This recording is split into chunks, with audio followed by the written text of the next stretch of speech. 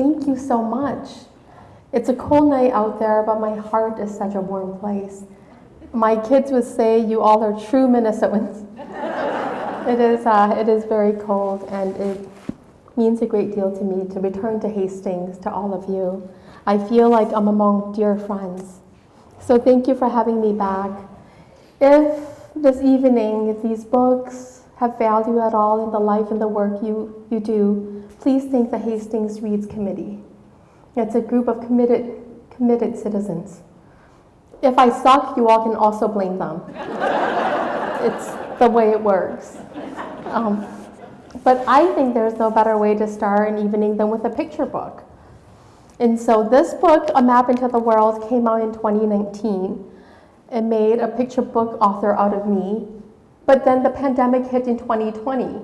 So I never learned to read it this way. You know, the way your librarians and your teachers do it? So I'm just going to stand up here and read it this way, and you all can look up there for the best visuals. A Map into the World is a book that I believe very deeply in. It is for my neighbor Bob, who loved Ruth, and it is very much a story about a real person, about real people, near and dear to me. Before this book, I was not a picture book author. Bob was my neighbor, and shortly after we moved into this house on the east side of St. Paul, Bob and his wife, they would play the waving game with us. And we loved that game. And it broke our hearts when we found out that Ruth was dying. In the aftermath of her death, Bob would weep, and we could hear him crying outside. And so I got used to crossing the street. It was a special bench. It was the back of a car that he somehow had taken out and put wheels on. And that was where he and Ruth used to sit to wave to neighbors and friends. After she died, I would cross over, and anybody at all who sat where Ruth sat, Bob would say, "You're an angel." One particularly sad day, we could hear him weeping. And so I crossed over. My kid crossed over with me with her bucket of sidewalk chalks. She told him, she asked, "Can I draw on your driveway? If you don't like it, the rain will come and wash it away." And Bob says yes, and what results is A Map into the World, very much the title of this book. But afterward, he smiled, and I said, "Bob, what if I turn this moment into a picture book and dedicate it to you and Ruth?" And Bob said to me, "You would be turning a weed into a flower." And I said, "Have you not seen my garden?" He laughed out loud, and so I knew I was onto something. The very next day, I gave a big talk to volunteers for the St. Paul Public Library. And I said, "Yesterday I promised an old man that I would write a picture book. I have no idea how to do it." I came home and there were 2 emails in my inbox. Both of them were from editors, one here in the Twin Cities, Carol Hinz, the editor of A Map into the World, and the other in New York City.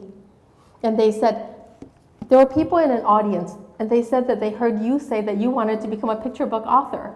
What do you know about a 32-page spread? I said, absolutely nothing, but I'm ready and willing to learn.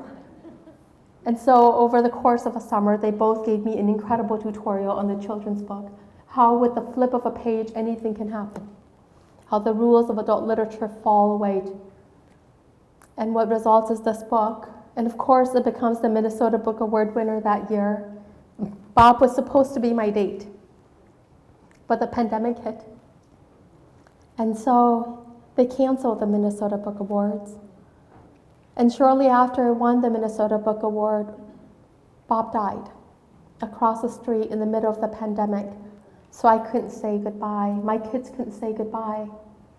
But now every time there's a pair of birds that fly around in our yards, they say, "That's Bob and Ruth," and they're saying goodbye. So we all wave. But it is a book that is near and dear to me. If we could cue up the slides, this is A Map into the World by Kalia Yang, illustrated by C.O. Kim. My dedication. For Bob who loved Ruth. C.O.'s dedication to my family and Aaron with love. My husband's name is also Aaron, so this dedication can also apply to you, honey. A Map into the World. The first time we saw the swing and the slide in the garden of the greenhouse with the big windows, my mother sat down in a chair in the backyard and said she did not want to get up. Tatai and I looked at the garden and she pointed out tomatoes, green beans, and a watermelon, round as my mother's belly. Tatai knelt down to touch the dirt. I asked my mother if I could try the swing and she said, yes, Pandao. The greenhouse became our house. I helped Tatai hang the special story cloth about how the Hmong got to America on the empty wall by the big window of the living room. We saw an old man and woman through the window. They waved. We waved back. Later, my mother and father brought me across the street. The old man's name was Bob, and the old woman's name was Ruth. I could see, up close, I could see that they were even older than Tatai. Tatai and I were in the garden picking tomatoes and beans and checking on the watermelon when my parents brought my baby brothers home from the hospital. I ran to the gate. The boys were smaller than my baby dolls, but cuter than any doll with their fuzzy heads and red lips and round brown eyes. Some days, the babies cried very loud. I covered my ears with my hands and asked my father to take me outside. Bob and Ruth sat on their special bench. We waved back and forth. The leaves of the two ginkgo trees by Bob and Ruth's house turned yellow like apricots. One day a brisk wind blew and the fan-shaped leaves came flying down.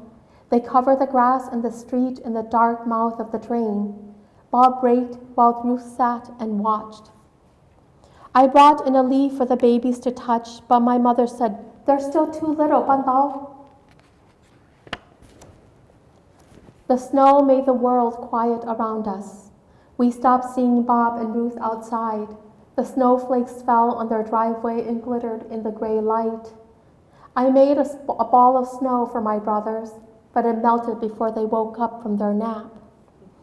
At night, I looked out our big window at Bob and Ruth's house to see their lights shining across the dark street.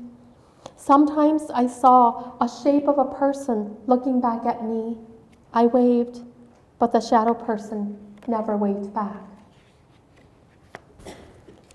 On a cold day, cars came to our block, filling the street. Car doors slammed as men and women in their thick jackets walked quickly to Bob and Ruth's house. My father said, Ruth has died. Her family is coming to say goodbye. I felt sad for Ruth, but my brothers just played with the toys above them. The cars kept coming and going the next day and the next. I swayed back and forth on my toes by the big window. I tried to lift one of my brothers so that people could see how cute he was, but he cried and my mother said, you're still too little to carry him, Pandao. After the Hmong New Year, my baby brothers learned how to sit on their own, and we all sat looking out the window together. I clapped for them when a plane flew across the high skies. They laughed every time. The house across the street looked empty. The ginkgo trees reached for the sky with their thin fingers. When the snow started melting, I could not wait to return to the swing and the slide in the garden. My baby brothers crawled all over the floor, underneath the table and the chairs. They were like puppies, their tongues licking everything. I found the first worm of spring on the sidewalk and named her Annette. I wanted to bring her inside so my brothers could watch her wiggle, but my mother said, I don't think so, Pandao. The world became green again, and finally we all went outside. Tatai planted green onions. I picked flowers from the lilac bushes for my brothers to smell. They opened their mouths and they tried to eat them. My mother said, don't let them eat the flowers, Pandao. We took the babies outside again the next day after lunch. Bob's garage door opened and we all watched as he pushed out his special bench. He sat down, alone. I pulled on my mother's sleeve until she looked at me. I whispered an idea in her ear. My mother and I crossed the street. and walked over to Bob. I let the sidewalk chalk bucket swing in my hands. I asked my mother to ask Bob if I could draw on his driveway. I said, "If he doesn't like it, the rain will come and wash it away." Bob nodded and said, "Go ahead." My mother and Bob talked in low voices. I could hear Bob say, "Ruth, she was with me for 60 years. I started my picture with a teardrop. And then I made a splatter like sunshine. I drew lines leading away from the splattered sun in many directions. I drew a line that led to the garden. There I put a yellow ginkgo leaf. I drew a line that led to the grass. There I made the sparkling snow. I drew a line to the sidewalk. There I put a smiling worm named Annette. I drew an arrow to our house. There I added lilac flowers. And then I drew a line, the biggest line of all, toward the street. And there I drew the whole world. When I was done, I walked quietly to my mother and to Bob. They stopped talking, and Bob shook my hand. "What did you draw for me?" he asked. I said in a whisper, "A map into the world, just in case you need it." Bob said, "I think I might." And that is from A Map into the World. I have the author copy, and so I'm reminded I have a card from Bob's family in the back of the book that I taped on. After Bob died, his family gave me the bench. They said Bob would have wanted me to have it. I'd taken so long in writing the book that his children thought I was just pulling his leg. But near the end, he had A Map into the World in his Bible right beside his bedside.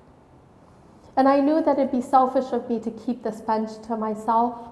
And so I gave it to the Eastside Freedom Library, which used to be a St. Paul Public Library. It was a library that I visited as a kid. It was a library that Bob had taken his children to when they were growing up. So now Bob's special bench sits in the Eastside Freedom Library, and the book is right on it. And when kids visit, they pick it up and they sit there and they read it, and it always takes them a while to think, why does this bench look like the bench in the book? And then they start feeling it, and they realize it is the bench from the book. And I'm so thankful that the story lives. You know, right now I'm a writer and I write across genres. I've written in opera since I was last here. But the reality is that everything I write is a love letter to someone somewhere. And I always think about Bob, how the garden grew wild and the grass needed to be mowed, how he'd sit on that bench and weep. And I always remember that little girl drawing a big old world smiling at the end of his driveway, because the world was still waiting.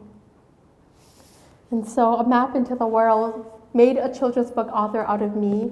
Now I've written 9 children's books. In the last year, I really came out with 5 books, 4 in the American context, but one of them for the United Nations International Fund for Agricultural Development. The book is only available online and in Laos for the children of Laos. And what a gift it's been.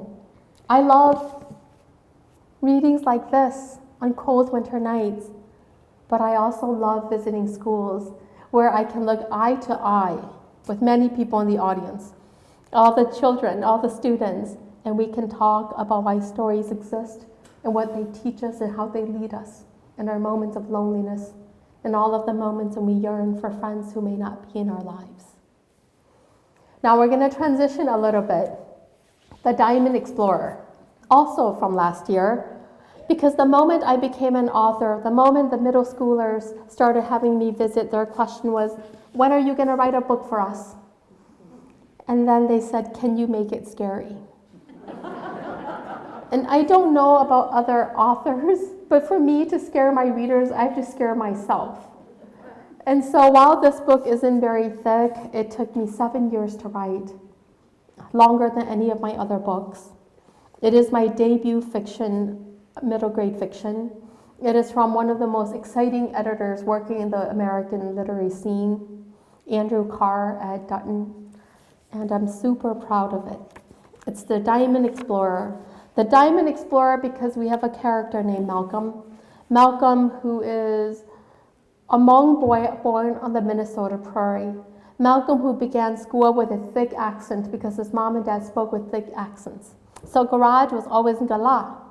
And so when he began school, there were a lot of kids who were wary. They didn't want to be friends with this kid who wears flip-flops to school to play ball. Malcolm, who has no trouble finding the beauty in the world, the beauty in others, who struggles to find beauty within. Malcolm is 11, and Malcolm, like so many of our houses, there's a cancer wall. And his mom and dad tell him, don't go near it, Malcolm, don't go near it. But one night, surrounded by death, Malcolm adventures down. And there he puts his hand up, and the wall that should feel hard and stiff somehow feels like human flesh. Malcolm pushes, and he can hear the wall give. Something like a heart beating. Something jumps out, and suddenly he is on an adventure. I'm going to read to you a chapter from the end. Malcolm wants to know what the point of life is, what the point of everything is. Malcolm is 11. How come everybody in his life, from his teachers to his parents to his older siblings, everybody thinks they know his story? But how do they know his story if he himself has no idea? And so in this incredible adventure, Malcolm gets to meet all of the dead people who he never got to meet. Among them, his grandmother, his ball. So chapter 21, ball. The point is your survival, Malcolm. How do you think your grandfather died? All you know is that he died before your father was born. Even your father does not know exactly how his father was killed. I've never told anyone. I was pregnant. The 3 older boys and I were on our way to the field to meet your grandfather to bring him his noon meal of rice and jerky. He left the house at first light, only a rice ball for breakfast. My belly had grown so big I could no longer kneel to tend to the weeds. They grew wild between the rows of corn we planted together earlier in the season, the squash and the beans, a tangle of vines. Your grandfather was an early riser, and he'd gone to the field to get an early start on the weeding so that we would have a good harvest when the baby came. As we approached the field, I heard the sound of muffled voices. I told the boys to stay back, to hide in the heavy growth alongside the path. My oldest was just 9, but he knew to hold his brothers close and keep them quiet. A hand against my protruding belly, I tried to control my heavy breathing. I was slow in my approach. My bare feet made no sound among the tall grass. I saw everything from a thin wall of reeds. Your grandfather, my husband, was on his knees. Above him were 2 men. I did not recognize them from our village or villages within walking distance. They spoke in perfect Lao. One was tall and full-chested. The other was a wisp of a man, clearly scared of the situation. The tall man spat at my husband. He said, a stream of saliva and words flowing white-hot from his downturned lips, gritted teeth. Who do you think you are? What do you think you've been doing here in these mountains? Did you think you belong here? Did you think this land was yours to tend and till? Did you think in this horrible war there wouldn't be consequences? The younger one, the wispy man, walked from side to side, wringing his hands, looking around for a way to leave. At one point, he looked directly at the place where I hid, and I thought he'd make a sound. And the tall one would come and grab me by the hair and drag me out and place me beside my husband. But he was too preoccupied. His gaze did not linger. I saw that my husband was bleeding. His lips were split. His right eye was swollen shut. Through his hands, though his hands were untied, they rested uselessly at his sides, twisted, both broken. He shook his head, too tired to talk, knowing that anything he said would be used as cause to injure him more.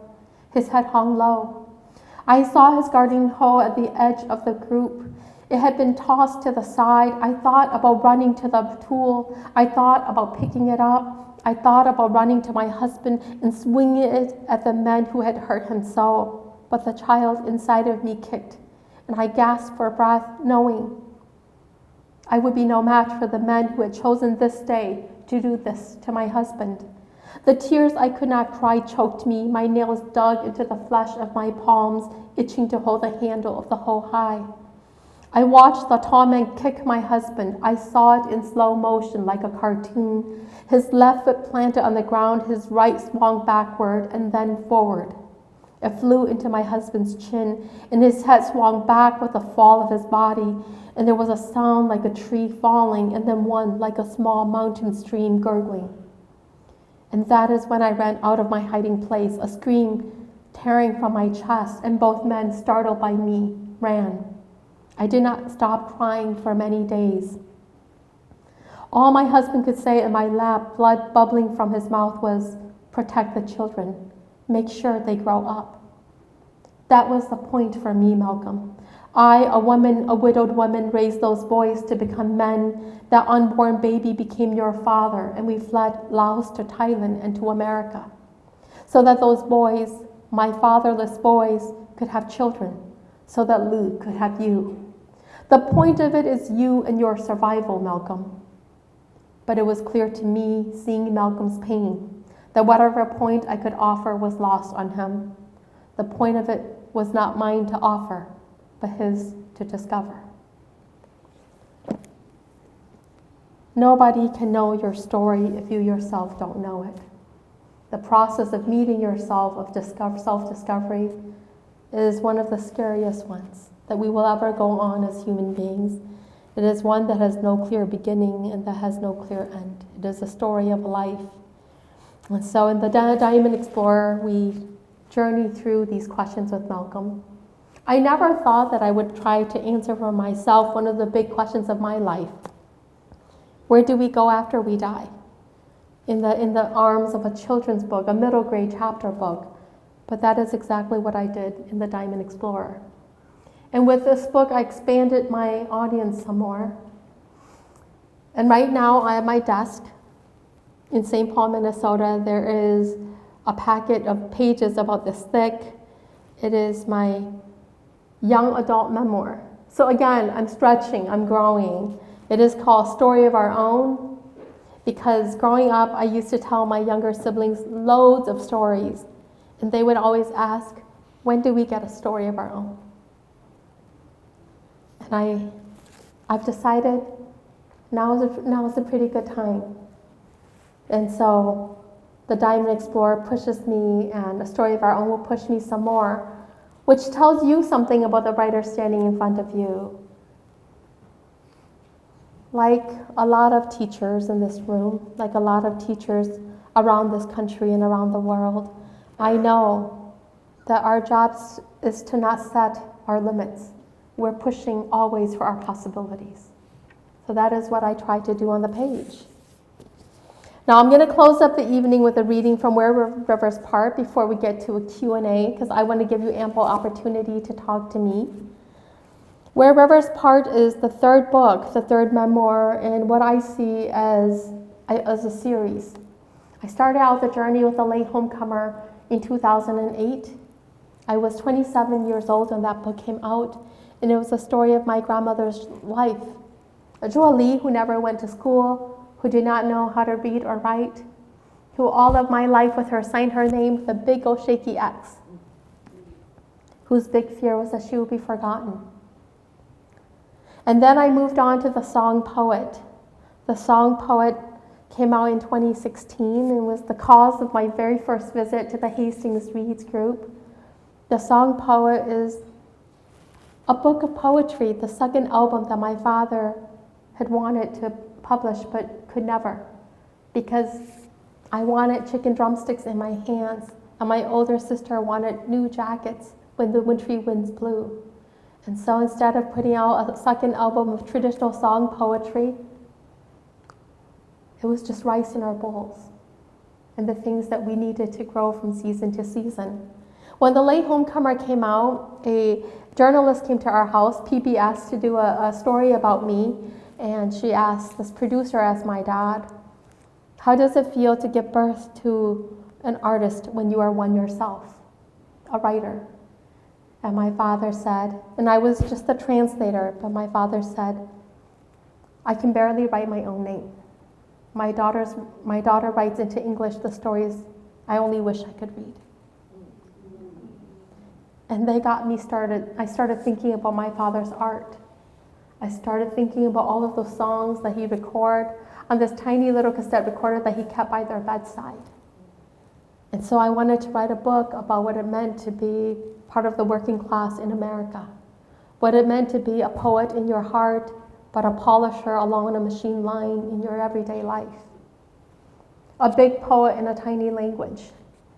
The song poet came out and it was up for most of the national awards in the land. But the average reader was not picking it up. And so, to my great surprise though, and I couldn't see it coming, every book takes you on an incredible discovery.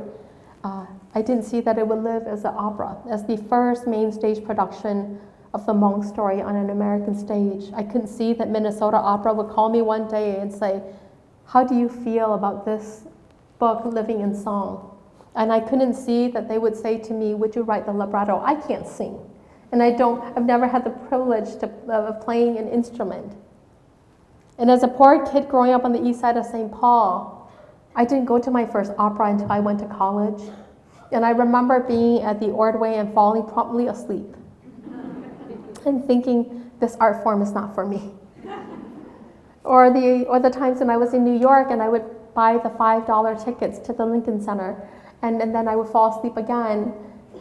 But there I was, this writer, and Minnesota Opera was saying, would you write the libretto? And I thought if I said no, then I would be telling every poor kid who's never had the privilege that simply because we've never had the opportunity, we can't do it. So I asked them, are you willing to teach me? Can you show me what happens not only on stage, but behind it? Can you show me what a libretto looks like? And so, with a generous offering, I walked into that world, and what emerges is the first main stage production of a Hmong story, but also the first Minnesota opera in their 60-year history to feature not only a female librettist, but a female composer and conductor. And what emerges is the first main stage production by Minnesota Opera to have sold out 6 months before its opening date, before its premiere date. So we made a little bit of history with that. But in my heart, I knew that the work wasn't done. There was one more story that I had to write, and it was going to be my mother's. My mother's story I was afraid to write because I knew that she was 16 years old when she left her mother to be with my father, for the possibility of me to emerge into the world. Growing up, I'd hear my mother said, one day, if I see my mother again, I'm going to tell her everything that's happened in all of the years we were apart. And in her tellings, my mother would weep, and I was afraid of her tears. And so I waited and waited, and then the pandemic hit. And suddenly I knew the clock could stop at any time for anyone. So this is a pandemic book, Where Rivers Part. I knew it would be my thickest, and part of me knew that it would have to be in the first person. Just as when you look at the cover, you see all of Jumo standing before you. In order for me to bring readers close to my mother, I would occupy her perspective. A daunting task for any daughter to take on their mother's voice.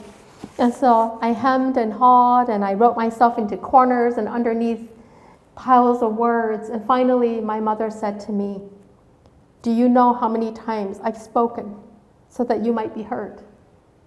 Do you know how many times I've asked so that you might have from the world what you needed to grow? And suddenly I remembered all of the years when I couldn't speak English, when I was a selective mute, most of my life, how many times we stood along counters, my mother on her tiptoes, because the counters are always high, speaking, so that I might get what I needed to grow. So this book is the final family memoir, at least for a long time. And it closes up that trilogy that I started doing way back when I was 22, when Zhu Ali had just died. And I started that long love letter to her that would eventually become The Late Homecomer.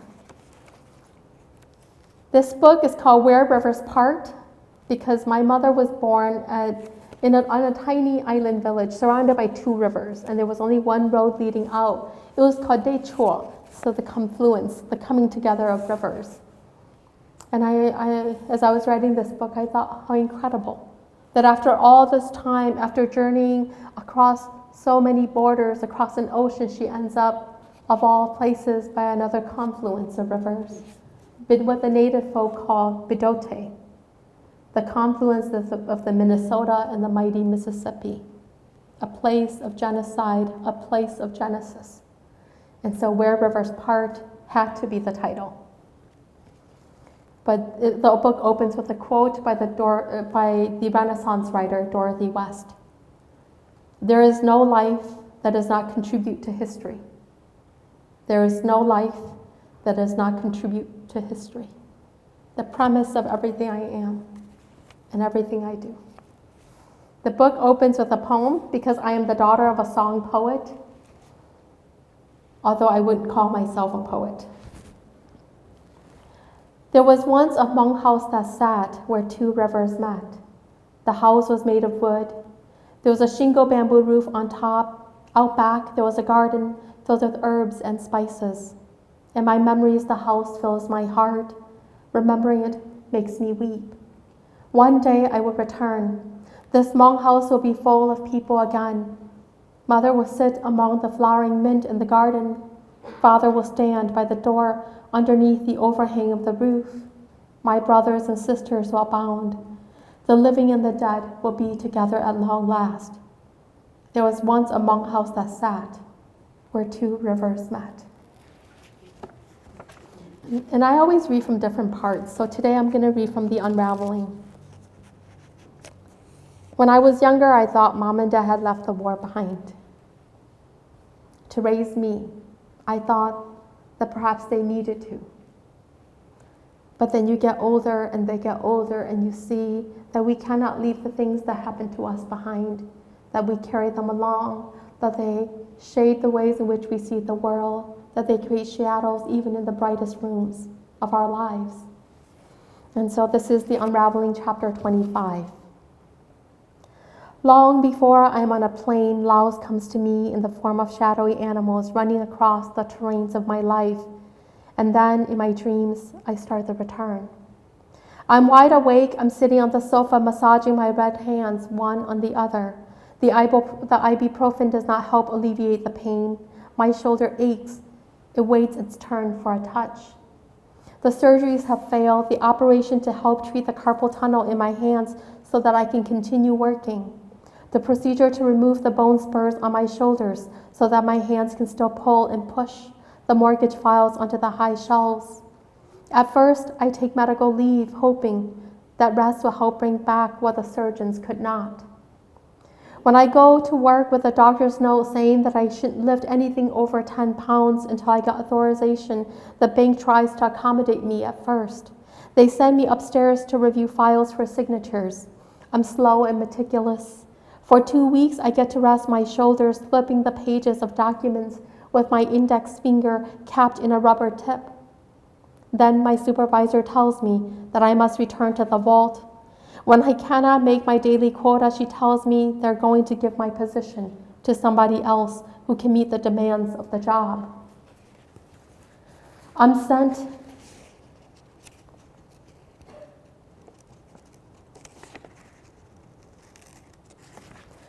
sent home like a student who has done something wrong in school, and their parents must now work with them on correcting their behavior. Instead of my parents, I come home to my children. They tell me, "The doctor says the healing will take time. You only need time, Mom." Time is the only thing that none of us gets, no matter the need. One day when I see the mail woman drive up to our mailbox in a car that looks like a toy, I think it might be a good idea for me to take a short walk to the mailbox, feel the sun on my head. I take off my house slippers, which are now a pair of pink Crocs, because Doug has discovered that while they're thick and chunky and look like cartoon shoes, they offer good support. Every night after work, I come home with swollen feet, aching like small needles were embedded deep inside my flesh. Although I've not been working, my feet still suffer from the ghost of working in the factory and a bank vault. At the front door, I put on my pair of light plastic sandals I've purchased from the Asian grocery store. I open the door with both hands. The day is bright and as perfect as Minnesota gets. The sun is everywhere. Beneath the trees in the yard, the shadows look like puffs of clouds on the green grass. I walk the length of the unpaved driveway to the black mailbox across our street slowly, savoring the sun and the breeze. When I get there, I stop to admire the cluster of daylilies that grow at the base of the wooden post that holds up the mailbox. I transplanted the flowers there when we moved into the house after Bee's mother died. The base of the mailbox is now surrounded by a thick circle of long green leaves, and at its center, the yellow lilies bloom. 6 petals pushing out. I breathe in, but their scent is too light to reach me. I know that each flower only lives for a day. I open the mailbox door. Inside, there's a single white envelope with my name on it. If my mother's death had opened me up, this letter sealed me in. After school that day, when I hand Doug the white envelope, she opens it. Doug translates the letter for me as her eyes scan its contents quickly, her face frowning when she gets to the end of the page. The white paper in her hands say that I am now unemployed, and that the bank I work for has invoked my long-term disability. I'm going to skip a little bit ahead in the same chapter. At night, I dream of returning to Laos. The land is sunnier than it has ever been. I see the spread of its karst mountains from a place in the sky. I see little villages clinging to mountainsides, yellow dirt roads climbing up the bodies of mountains like Christmas lights around Christmas trees. I see rivers meeting and diverging across the deep green landscape. I see the village of Dechua. In the earlier dreams, there are no people, but this changes in time. Slowly, I see figures walking, talking, children laughing and running around. Each night, the village gets more alive, and soon even the dogs, the chickens, the ducks, the pigs, and the cows take their place. On the first night I see my father, I race to him from my place in the sky. He stands at the edge of the citrus orchard in glorious bloom. A heavy breeze blows and the white petals rain down from their trees, and all of them fly in his direction, swirls about him. He is the father I remember from my youth, thin and graceful, an old man whose cheekbones remain strong, the line of his jaw clean, and his eyes are so very clear. When he sees me running toward him, his face lights up. He remembers me. I am his daughter. I have returned home. I don't see his wings until I'm just an arm's length away. Up close, my father resembles an American angel. The wings are white and majestic. Errant petals float on the soft feathers off his shoulders. He tells me, "Ju, if you want, you can come into my arms and I can fly you away." I want to so badly. I want to run and hide in his wings, behind his back, but even in the dream, I remember that I have children. I tell him, "I have children now. Father, I would miss them." The father of my dreams tells me, "Daughter, in my arms, in the arms of the sky, you'll be able to see them every day on earth. You won't have to miss them." I'm not scared of my father, but I start to back away, exit from the hold of the dream. My back moves from the light of my father's presence toward the familiar shadows of the room I share with B. There are no more children in between my husband and me, just his warm body asleep, hands above his head. I awake to intense emotions, tears flow out of my eyes, and the fabric of my pillow soaks them up. My mouth opens to the night air, and the current of my cries shakes me and forces me to curl into myself. Outside our window, a moon sits in the low sky. It sees my pain. And that is a little bit from Where Rivers Part. I wrote this book with my mother's permission. I said to her, "Can I write the story of your life?" And she looked at me and she said, "Yes. Just know that I would never be in the room when you read from it." I said, "Why not?" And she says, "Because I will cry too much. And you will see me and you will cry too much." And true to her words, the book has been in the world for nearly a year. The paperback just came out last Tuesday. Only once by mistake was my mother in the room when I was doing a reading, when I enticed her to Duluth for a day trip. And then I ended up reading. But she sat in the very back and I did a very short reading. because I knew I would cry too much, and she would cry too much. And so where rivers part is now in the world, and I'm adventuring into the land of fiction. I'm working on a book called When We Are Ghosts, because if you know anything about me, you know that I love a good ghost story. And so When We Are Ghosts is in the works. But I'm here for you, and I know that there are microphones available. So if you raise your hand, please share your thoughts. Ask me anything you want, and I will answer any way I want.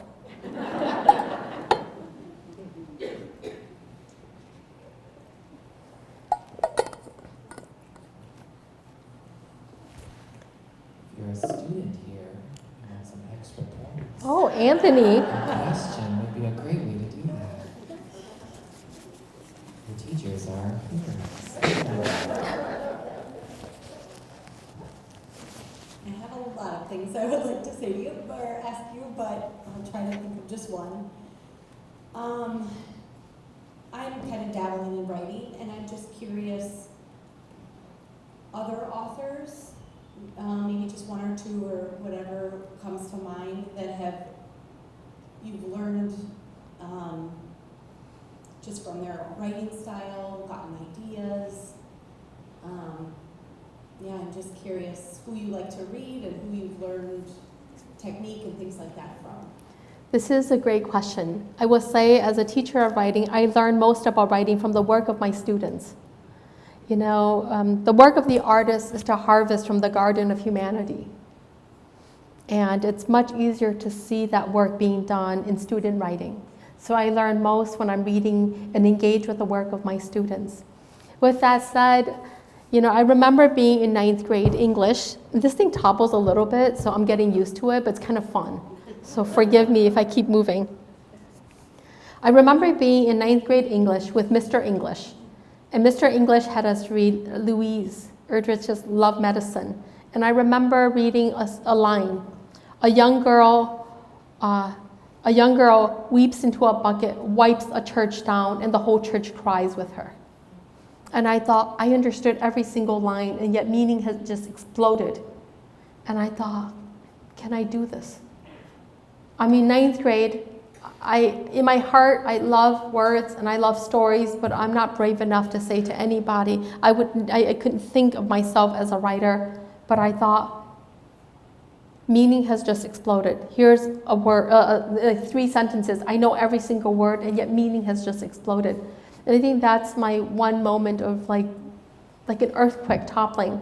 When you're young, you sometimes think that maybe someday, you know, an asteroid will hit the earth and suddenly you know what you're destined to do.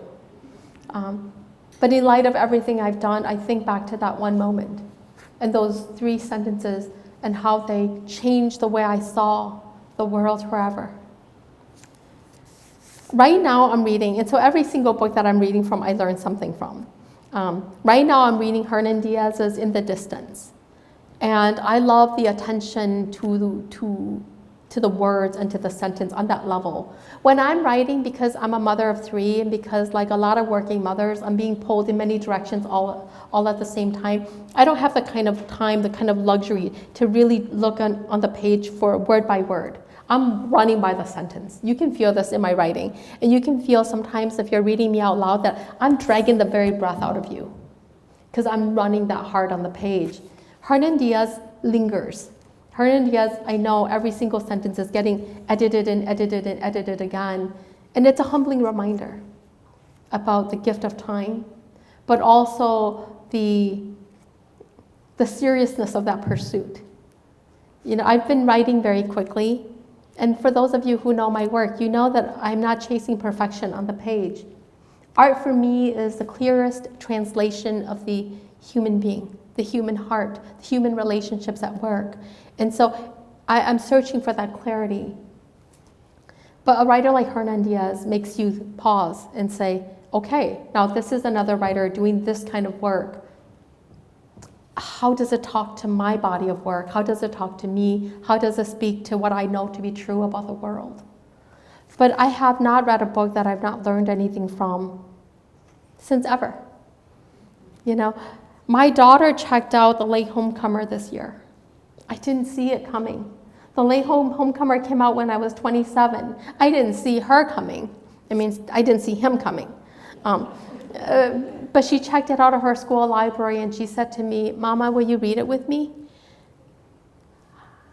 I cried so much with her in my arms, cuddled close by, reading that. And she cried so much with me. That's the gift of a story. It is my story, but it is also, I know I'm giving her her story as well, pieces of it. You know, and if you had asked me the same question at the age of 27, I'd have given you an entirely different answer. I'd have talked to you about Robert Frost, how the big waves watch the little waves come to shore, the water wanting to do to land what sea has never done before. I would have talked to you about the great Chinese poets, how friendship is like a bug at the season's end, a summer bug at the end of the warm season. My heart has changed and it has matured. The thing that doesn't change about a writer is their sensibility. So if you read my adult books and you're reading my children's books, you know you're in the world of Kalia Yang. You know that I'm going to go to the hard subjects with soft hands because my touch is light. These things don't change, but my influences have. Life has humbled me a little bit, but life has also taught me to find beauty and inspiration much closer to home. When you're young, you think you can leave places behind forever. Then you get older and you know you carry them with you everywhere you go. And she thinks she can end everything. All she has to tell him is no, and he won't push her. And there's a twirling fan on top of them. But he reaches for her and she clings to him. Marriage is incredibly humbling. How many times, you don't just have bad days, you have bad years, you have bad decades.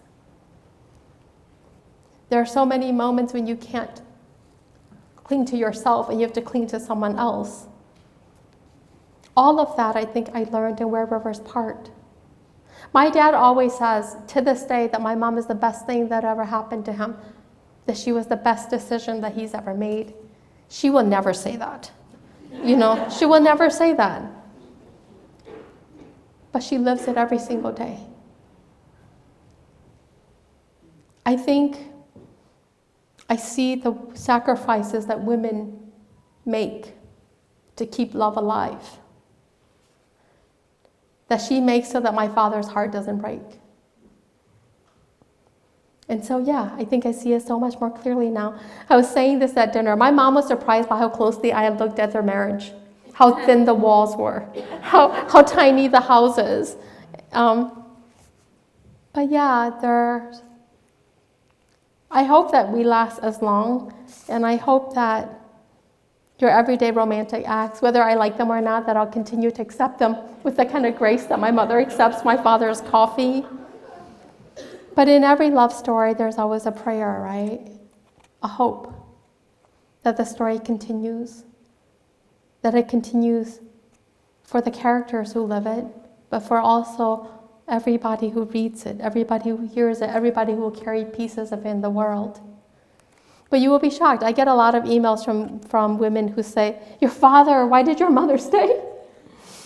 And I ask her, and she knows exactly why she stayed, and so do I. How many times do you meet somebody who refuses to judge you in your moments of weakness, who will love you through them? Like such a fallible human being, but that generosity of heart. But until I wrote this book, I didn't see all of that romance. I've always only ever seen his humility, that she is with him. But my mom is also the stronger of the two. I see that clearly now. I see how she's the one who stands in line with the WIC vouchers.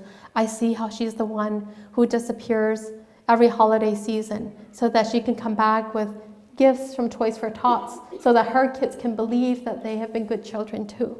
It was never my father. She is the one who opens the door when the Meals on Wheels van comes. His poet's heart can't handle that. So I see clearly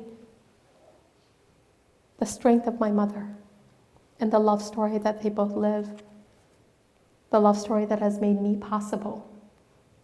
And I think in the great love story that I offer the world, every single book I write is a love story. Let it always be so. Thank you so much. Thank you, all of you. And I will be out signing books, so if you have questions, please come and talk to me. It's a cold night, but you've done already the hardest part. You're here. So please, don't be shy. Thank you so much to the Hastings Reads Committee. When Carrie Jagger wrote me and invited me, I knew already that it was going to be a yes. I travel all over the nation. I don't get audiences like all of you, hardly ever. They're big and sometimes they're loud. But all of the beautiful things that you've said to me already as I sat there signing, I get to go home with. So, Ocho, thank you so much.